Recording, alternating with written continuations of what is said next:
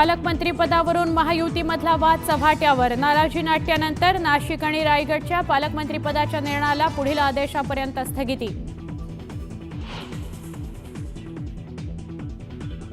मी बीडची लेक, बीडची सेवा करण्याची संधी मिळाली असती तर आनंद झाला असता, पालकमंत्रीपदावरून पंकजा मुंडेंचं वक्तव्य।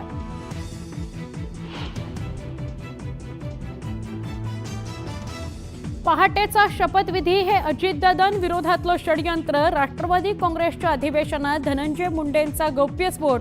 तेव्हापासून दादांना पक्षातून दूर करण्यासाठी षडयंत्र सुरू असल्याचा दावा।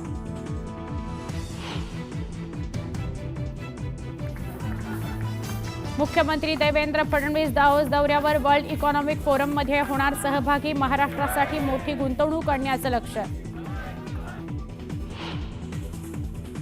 संतोष देशमुख, सोमनाथ सूर्यवंशी यांच्या न्यायाकरता अकोल्यात आज जनाक्रोश मोर्चा। मनोज जरांगे, सुरेश धस यांच्यासह देशमुख कुटुंब उतरणार रस्त्यावर। संतोष देशमुख हत्या प्रकरणातील आरोपी वाल्मिक कराडच्या जामिनावर आज होणार सुनावणी। खंडणी प्रकरणात केज न्यायालय काय निर्णय देतं याकडे सगळ्यांचं लक्ष। सैफवर हल्ला करणाऱ्या आरोपीला पोलीस पुन्हा नेऊ शकतात त्याच्या निवासस्थानी। तो प्रसंग रिक्रिएट करून अनेक अनुत्तरित प्रश्नांची मिळू शकतात उत्तरं।